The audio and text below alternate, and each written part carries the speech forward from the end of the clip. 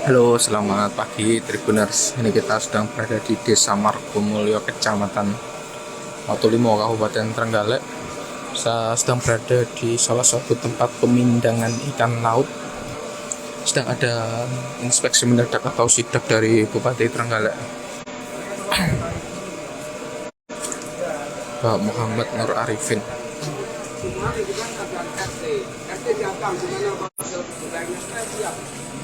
Gak mau di rumah, di musola, di masjid, duduk bersama kan kita belum pernah. Siap. Belum di Indonesia toh. Ini kasus berikut saat ini kan jalan pun ada masalah. Alhamdulillah, dengan ada demam seperti sampai lancar. Karena aku bisa ngomongnya bi, mulai sampean jogo lingkungannya tak kemana laris. Amin. Amin.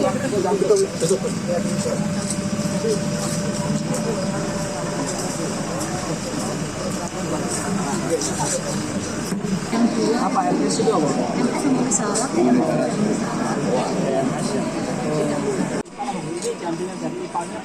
Ini sumur warga loh Bu, sumur warga sukses dari ini Pak.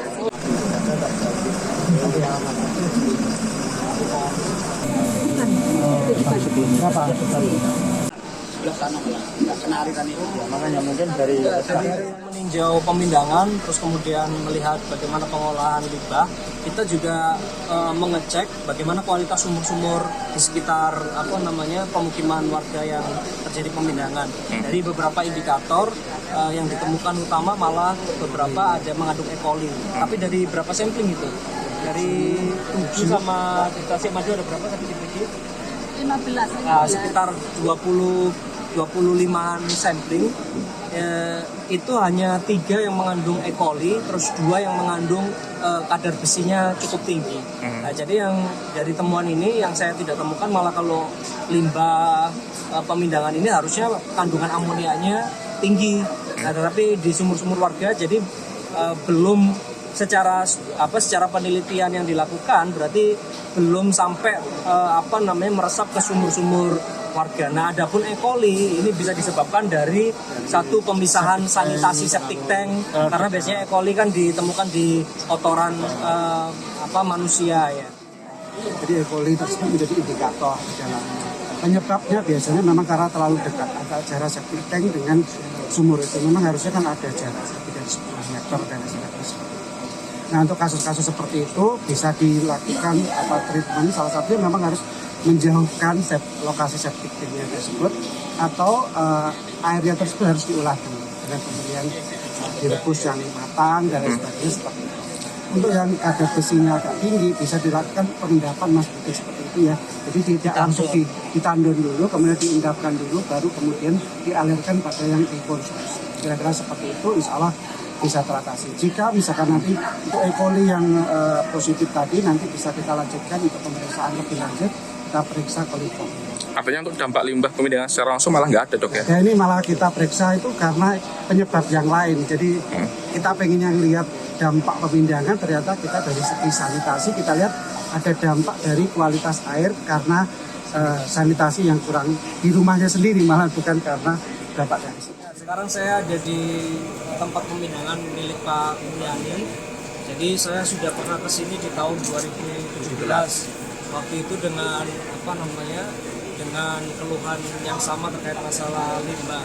Nah, waktu itu memang saya lihat di saluran-saluran terbuka itu air yang dikeluarkan memang berwarna hitam pekat gitu, hasil dari godok ya itu ya Mbah ya? Ya. Godok tindangnya. Ya. Kemudian saya waktu itu bilang ke Pak Mulyani, ayo Pak Mulyani, pilihannya cuma 2. Ya. Kalau jenengan bisa satu harus punya IPAL, jangan sampai buang lagi di saluran terbuka. Kalau enggak sampai relokasi karena di sana ada IPAL komunal.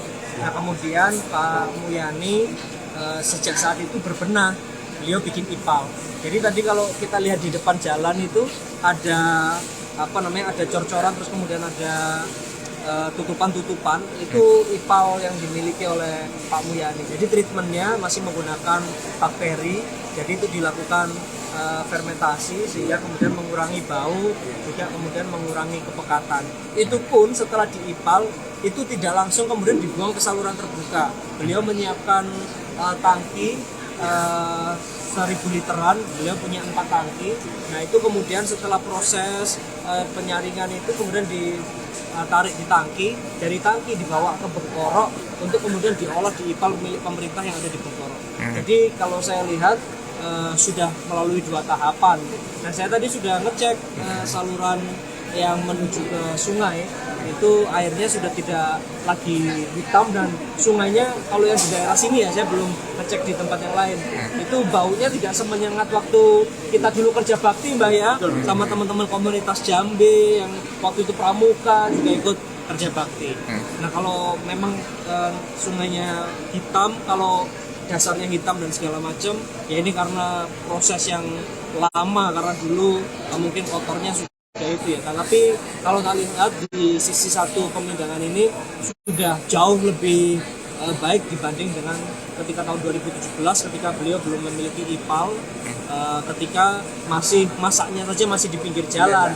Jadi waktu itu limbahnya, cuciannya aja masih ada yang basah, ini di jalan depan ini masih basah. Sekarang sudah dipindah ke dalam. Jadi beliau sebenarnya kalau masyarakat, beliau termasuk yang, kalau bagi saya termasuk yang responsif, akomodatif, diajak komunikasi juga cenderung baik, mau berbenah. Nah ini juga mau kita tingkatkan lagi. Hari ini nanti PT Jet ya, Ibu Kepala Dinas, PT Jet itu BUMD kita yang menangani masalah energi, termasuk salah satunya nanti konversi limbah menjadi berkah, apakah jadi pupuk atau apa, akan mengambil sampel di sini untuk kemudian nanti bisa diolah lebih lanjut. Kita terima kasih lah kepedulian masyarakat terkait masalah lingkungan hidup. Saya merasa tersupport karena itu juga cita-cita saya. Kalau kita tahu sama-sama meroket, ET-nya itu kan bagaimana ekologi atau ekosistem kita terjaga. Jadi upaya-upaya pencegahan pencemaran lingkungan hidup kami sangat mendukung. Tetapi kedua juga transformasi ini harus kita kawal terus-menerus, jangan sampai yang bekerja juga menjadi korban, karena saya lihat banyak ibu-ibu yang bekerja di sini juga, ini juga tulang punggung ekonomi Trenggalek. Tetapi yang kedua, saya nggak mau kalau kamu dapat rezeki merugikan orang lain. Itu pesan saya sejak tahun 2017 ya Mbak ya. Makanya saya waktu itu berdoa, wis tombah manuto aku, kalau kamu bikin IPAL segala macam rezekimu lancar. Saya bilang begitu waktu itu. Jadi sekarang saya ngecek lagi kok masih ada keluhan gitu, padahal saya sudah tahu 2017 2018 itu langsung kita adakan program ya, itu bangunnya 2018 ya Mbak ya. Kita ada tersi 2017 akhir. Makanya sekarang kita lihat lagi. Untuk 2024 itu kan warga menuntutnya semua pemindang itu dialihkan ke SPHP Bengkorok. Nah itu gimana tanggapan dari Pak Bupati sendiri? Ya gini, sekarang kan kita lihat masalahnya. Masalahnya itu adalah limbah. Ya kalau limbahnya sudah tertangani kan, karena bekerja itu saya juga ngukur kosnya. Kalau di sini mungkin sumber daya manusia pekerjanya tetangga-tetangga sekitar lebih dekat, anaknya lebih kopen, nggak jauh-jauh gitu. Yang penting sekarang masalah utamanya apa? Jangan kemudian jadi sentimen, wes pokoknya harus pindah gitu. Ya, jadi pilihannya itu yang saya berikan selama ini kepada pemindahan itu. Kalau kamu tetap di sini ya kamu harus punya IPAL, IPAL-nya harus beres, jangan cuma ada tapi kemudian nggak dimanfaatkan gitu ya. Terus kemudian kalau nggak punya IPAL ya kamu harus pindah ke Bengkorok. Jadi jangan sama ratakan, karena masing-masing pengusaha juga punya keseriusan kalau saya lihat. Nah yang kita tindak yang nggak serius itu yang masih merugikan. Kalau ini kan sudah ada buktinya, teman-teman bisa lihat ya di saluran di saluran yang langsung ke sungai itu kan sudah nggak ada lagi yang cairan hitam yang selama ini kayak terjadi bertahun-tahun. Artinya untuk instruksi pada 2019 dulu itu yang 2 opsi tetap berlaku ya Pak?